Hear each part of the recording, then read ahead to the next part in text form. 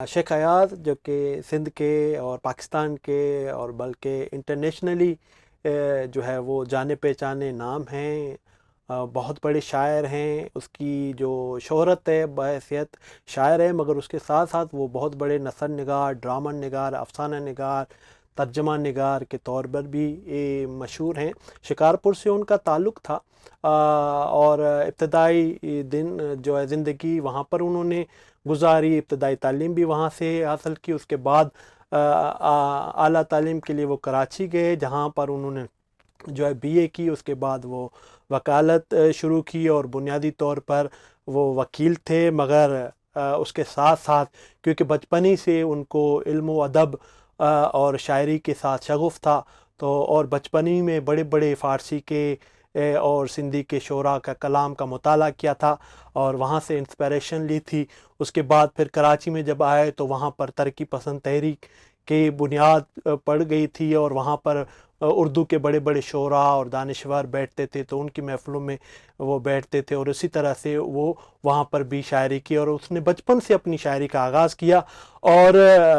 سندھی سے شاعری کی۔ مگر اس کی جو ابتدائی پہلی کتابیں ہیں، پہلی کتاب جو ہے ان کی افسانوں کا مجموعہ ہے سفید ویشی کے نام کے ساتھ، جو کہ بہت ہی، اور اس کے بعد اس کو پنل کھانپوئے بھی کے نام سے بھی شائع ہوا، تو اس میں بہت پائے کے افسانے ہیں، جس کے حوالے سے جمال ابڑو جو کہ ہمارے سندھ کے بہت میانات، جس کو سندھ کا گورکی کہا جاتا ہے، وہ بھی کہتا ہے کہ میرے افسانوں سے بھی ایاز کے افسانے، تو اس سے بھی ان کی افسانوں کے حوالے سے مہارت کا پتہ چلتا ہے۔ اس کے بعد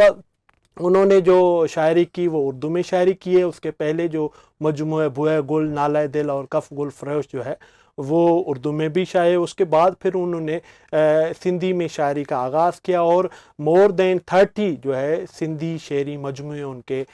جو ہے وہ پائے جاتے ہیں، اور اس میں ہر طرح کا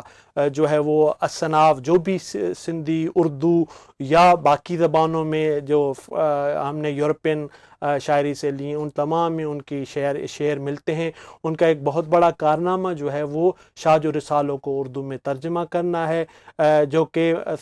اردو اسپیکنگ جو دنیا میں جہاں بھی ہیں ان کے لیے شاہ کو پڑھنا اور اس کو سمجھنے کے لیے بہت آسانی تھی۔ اس کے ساتھ ساتھ جو ہے ان کے ڈرامے بھی ملتے ہیں، منظوم ہیں، دو دو چنیسر جو موت جو ہے وہ بڑا مشہور ہے، جو کہ نہ صرف اپنے دور کے حالات بلکہ اس کے ساتھ سندھ ان کی شاعری کا پیغام ہے پیار، محبت، انسان دوستی۔ یہ ہے ہمیں پاکستانی ہونے کے ناطے نہ صرف شیخ ایاز بلکہ باقی زبانوں کے بھی جو انسان دوست شعراء ہیں ان کو پڑھنا چاہیے، اور یہی ہماری شناخت ہے۔